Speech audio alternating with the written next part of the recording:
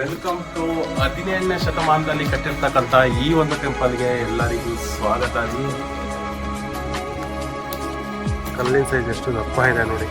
ಬೆಟ್ಟದ ಟಾಪ್ ಅಲ್ಲಿ ಸಿಗ್ತಕ್ಕಂಥ ಒಂದು ಲಾಸ್ಟ್ ಮಂಟಪ ಇದು. ಈಗ ನೀವು ನೋಡ್ತಾ ಇದ್ದೀರಾ ನಿಜಗಲ್ ಬೆಟ್ಟದ ಟಾಪ್ ವ್ಯೂ.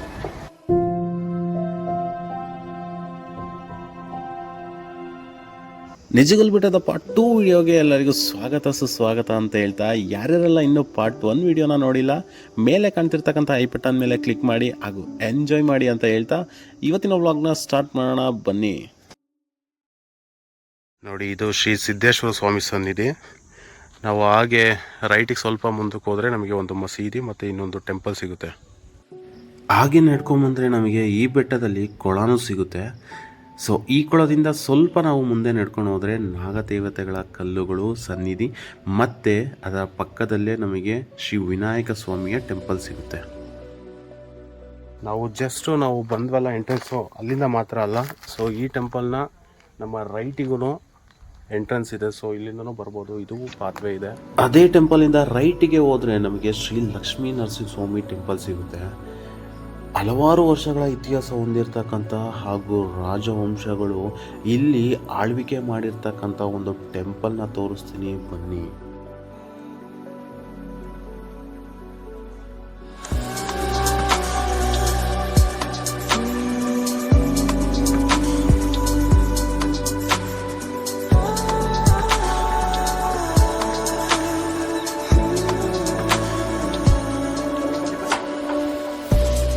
ವೆಲ್ಕಮ್ ಟು 17ನೇ ಶತಮಾನದಲ್ಲಿ ಕಟ್ಟಿರ್ತಕ್ಕಂಥ ಈ ಒಂದು ದೇವಸ್ಥಾನ.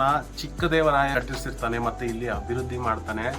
ಸೊ ನೋಡಿ, ಇನ್ನೂ ಈ ಟೆಂಪಲ್ ಯಾವ ತರ ಇದೆ, ಕಟ್ಟದಾಗ ಯಾವ ತರ ವೈಭವವಾಗಿತ್ತು, ಇವತ್ತು ಸ್ವಲ್ಪ ಎಲ್ಲ ಹಾಳಾಗೋಗ್ಬಿಟ್ಟಿದೆ. ಬಟ್ ಆದ್ರೂ 17ನೇ ಸೆಂಚುರಿನಲ್ಲಿ ಕಟ್ಟಿರ್ತಕ್ಕಂಥ ಈ ಒಂದು ಟೆಂಪಲ್ಲು ಇದರ ಒಂದು ರಾಜ ವೈಭೋಗ, ಆಗಿನ ಕಾಲದಲ್ಲಿ ರಾಜ ವೈಭೋಗ ಯಾವ ತರ ಇತ್ತು ಅಂತ ಈಗಲೂ ಕೂಡ ಇದರ ಪ್ರತಿಯೊಂದು ಕಲ್ಲು ಕೂಡ ಕೂಗಿ ಹೇಳ್ತಾ ಇದೆ ಗಂಡ.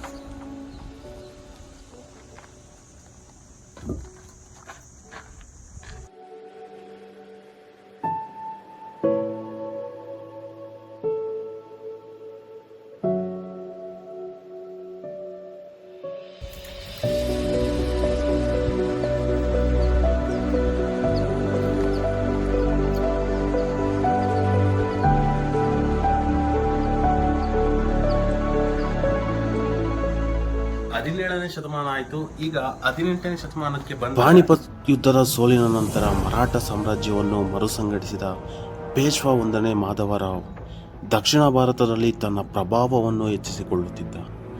ಹೈದರಾಲಿಯನ್ನು ಹತ್ತಿಕ್ಕಲು ಅವರು ನಿರ್ಧರಿಸಿದ್ದು 1762-1770 ಅವಧಿಯಲ್ಲಿ ಮರಾಠರು ಮೈಸೂರಿನ ಮೇಲೆ ದಂಡಯಾತ್ರೆಯನ್ನು ಕೈಗೊಳ್ಳುತ್ತಾರೆ. ಹೈದರಾಲಿಯ ರಾಜಧಾನಿಯಾದಂತಹ ಶ್ರೀರಂಗಪಟ್ಟಣವನ್ನು ವಶಪಡಿಸಿಕೊಳ್ಳುವ ಹಾದಿಯಲ್ಲಿ ಮರಾಠರಿಗೆ ದೊಡ್ಡ ಸವಾಲಾಗಿ ನಿಂತದ್ದೇ ಈ ನಿಜಗಲ್ಲು ಗಿರಿಕೋಟೆ. ಶ್ರೀನಿವಾಸ್, ಏನಪ್ಪ ಮಾಡ್ತಿದ್ಯಾ? ನಮ್ಮ ಸೈಡಲ್ಲಿ ಜಾಸ್ತಿ ಹಣ್ಣುಗಳು ಗುರು, ಇದೆಲ್ಲ ತುಂಬ ಫೇವ್ರೇಟ್ ನಮಗೆ. ಇವೆಲ್ಲ ಸಖತ್ತಾಗಿರುತ್ತೆ ತಿನ್ನೋಕ್ಕೆ. ನಮ್ಮ ಸೈಡೆಲ್ಲ ಕೆಮ್ಮು ಏನಾದರೂ ಆದರೆ ಇದನ್ನ ತಿಂತಾ ಇದ್ವಿ ನಾವು ಜಾಸ್ತಿ. ತಿನ್ನಲ್ವ? ಯಾವತ್ತಾದ್ರೂ ತಿಂದಿದ್ದೀರಾ ಇದು ಹಣ್ಣು? ಅಷ್ಟು ಐಡಿಯಾ ಇಲ್ಲಪ್ಪ, ನಾನು ತಿಂದೇ ಇಲ್ಲ. ಇದೆಲ್ಲ ತಿಂತಾರೆ ಅಂತಾನೆ ಗೊತ್ತಿಲ್ಲ. ತುಂಬ ಮುಳ್ಳುಗಳಿರ್ತವೆ, ತೆಗಿಬೇಕಂತ ತುಂಬ ಕಷ್ಟ ಆಗುತ್ತೆ ಇದೆಲ್ಲ. ನೋಡಿ, ಇಲ್ಲೇ ಒಂದಿದೆ, ತೆಗಿಯೋಕೆ ಎಷ್ಟೊಂದು ಕಷ್ಟ ಆಗ್ತಿದೆ ಇಲ್ಲೊಂದು ಹಣ್ಣು.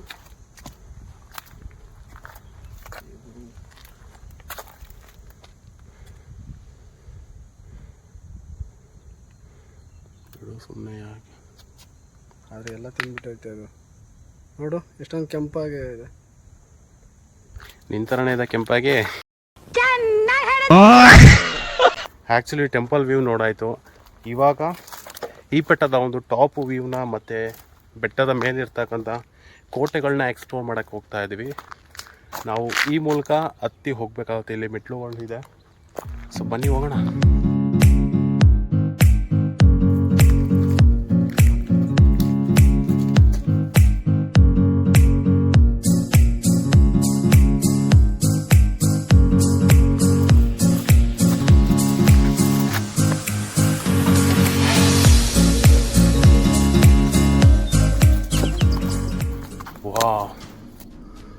ಈ ಕೋಟೆಯ ಗೋಡೆಗಳನ್ನ ಬಲಿಷ್ಠವಾದಂಥ ಚೌಕಾಕಾರ ಹಾಗೂ ಆಯತಾಕಾರವಾಗಿರ್ತಕ್ಕಂಥ ಕಲ್ಲುಗಳಿಂದ ಜೋಡಿಸಿ ಕಟ್ಟಿರ್ತಾರೆ. ಯಾಕೆ ಅಂತ ಅಂದರೆ ಎದುರಾಳಿ ಸೈನ್ಯದ ಗುಂಡುಗಳು ಬಿದ್ದಾಗ ಈ ಗೋಡೆ ಯಾವುದೇ ಕಾರಣಕ್ಕೂ ಬೀಳ್ದಲೇ ಇರಲಿ ಅನ್ನೋ ರೀಸನ್ಗೋಸ್ಕರ ಈ ಥರ ಆಗ ಕಟ್ತಾಯಿದ್ರು.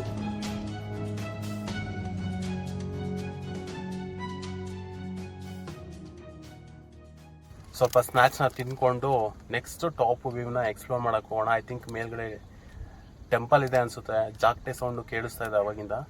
ಸೊ ನೋಡೋಣ ಬನ್ನಿ, ಫಸ್ಟು ಸ್ನ್ಯಾಕ್ಸ್ ತೊಗೊಂಡು ಆಮೇಲೆ ಹೋಗೋಣ.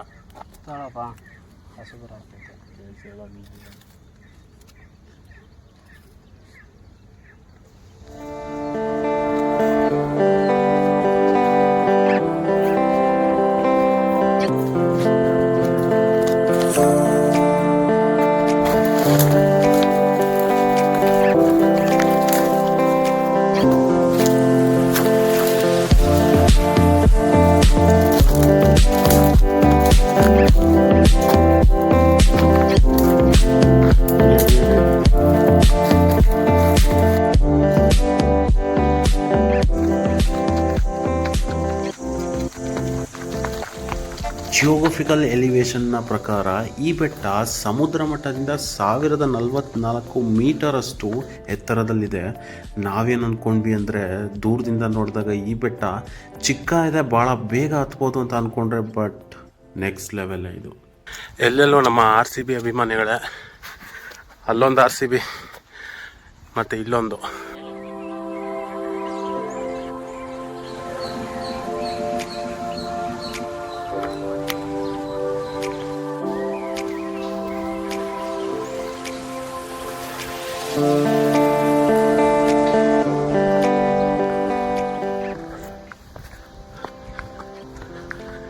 ಹಬ್ಬ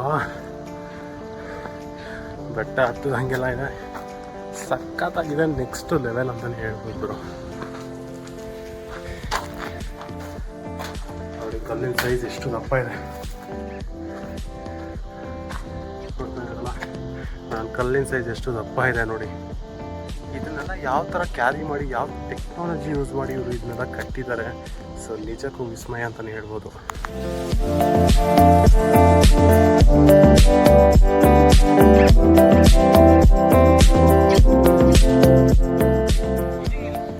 हाँ बहुत बड़ा है, निजगल कुछ हिल्स है.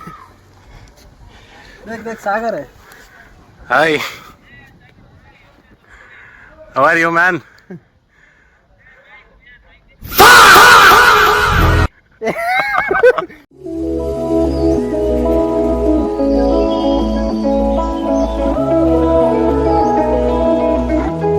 ಬೆಟ್ಟದ ಟಾಪಲ್ಲಿ ನಮಗೆ ಒಂದು ಇನ್ನೊಂದು ಮಂಟಪ ಸಿಗುತ್ತೆ ನೋಡಿ. ಅದ್ರದ್ದು ಆಲ್ರೆಡಿ ಎಲ್ಲ ಮರಗಳು ಬೆಳ್ಕೊಂಬಿಟ್ಟಿದೆ, ಗೋಡೆಗೆ ಅಟ್ಯಾಚ್ ಆದಂಗೆ. ಒಳಗಡೆ ನೋಡೋಣ ಹೆಂಗಿದೆ. ಬೆಟ್ಟದ ಟಾಪಲ್ಲಿ ಸಿಗ್ತಕ್ಕಂಥ ಒಂದು ಲಾಸ್ಟ್ ಮಂಟಪ ಇದು ನೋಡಿ. ಎಲ್ಲನೂ ಇಟ್ಟಿಗೆ ಸಹಾಯದಿಂದ ಕಟ್ಟಿದ್ದಾರೆ. ಮಂಟಪ ಮಾಡಿಬಿಟ್ಟು ಇಟ್ಟಿಗೆಗಳ ಸಹಾಯದಿಂದ ಕಟ್ಟಿದ್ದಾರೆ.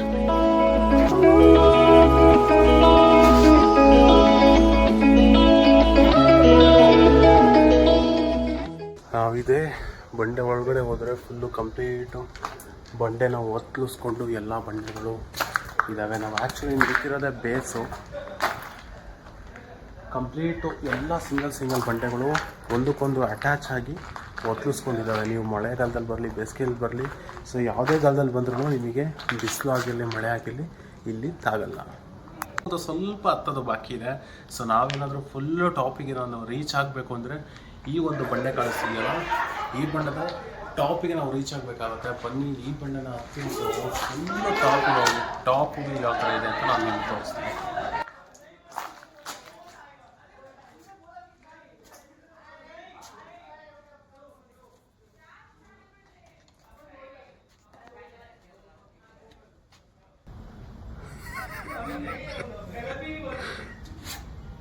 ಹತ್ತಿ ಸರ್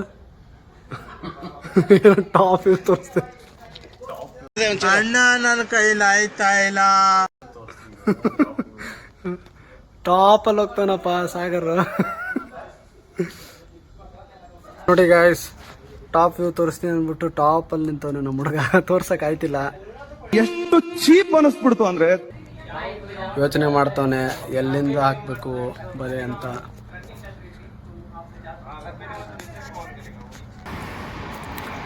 ಎಲ್ಲರೂ ನೋಡಿ ಸಾಗರ್ ಅವರು ಟಾಪ್ ವ್ಯೂ ತೋರಿಸ್ತಾ ಇದ್ದಾರೆ, ಟಾಪ್ ಹತ್ತುತ್ತಾ ಇದ್ದಾರೆ. ಕಮಾನ್ ಸಾಗರ್.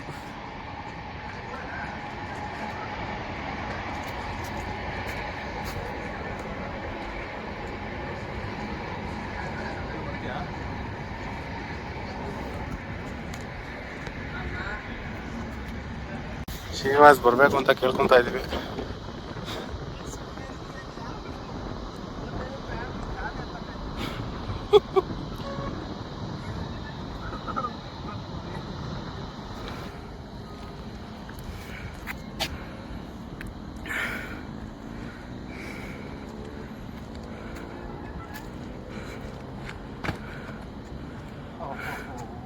ಜಂಪ್ ಶ್ರೀನಿವಾಸ್, ಏನ್ ಜಂಪ್ ಗುರು ನಿಂದು.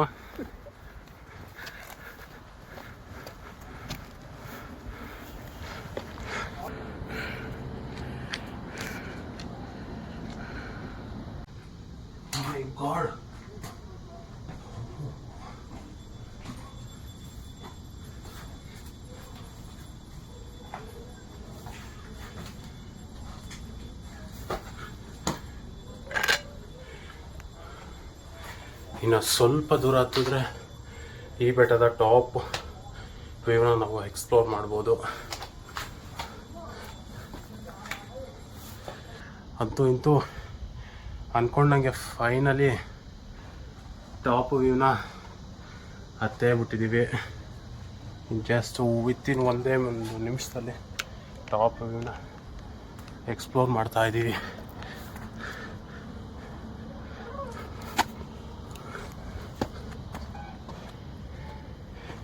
ಸೊ ಫೈನಲಿ ನಾವಿದ್ದೀವಿ ನಿಜಗಲ್ ಬೆಟ್ಟದ ಟಾಪ್ ಪ್ಲೇಸಲ್ಲಿ. ಸೊ ಇಲ್ಲಿಂದ ಸರೌಂಡಿಂಗ್ ಯಾವ ಥರ ಕಾಣಿಸ್ತಾ ಇದೆ, ನೇಚರ್ ಯಾವ ಥರ ಕಾಣಿಸ್ತಾ ಇದೆ ತೋರಿಸ್ತೀನಿ ಬನ್ನಿ. ನೀವು ನೋಡ್ತಾ ಇದ್ದೀರಾ ನಿಜಗಲ್ ಬೆಟ್ಟದ ಟಾಪ್ ವ್ಯೂ.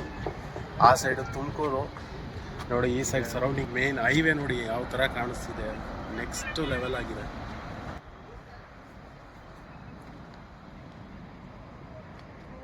ಸೊ ಫೈನಲಿ ಇಲ್ಲಿಗೆ ನಮ್ಮ ವಿಡಿಯೋನ ಎಂಟು ಮಾಡುವಂಥ ಸಮಯ ಬಂದಾಯಿತು.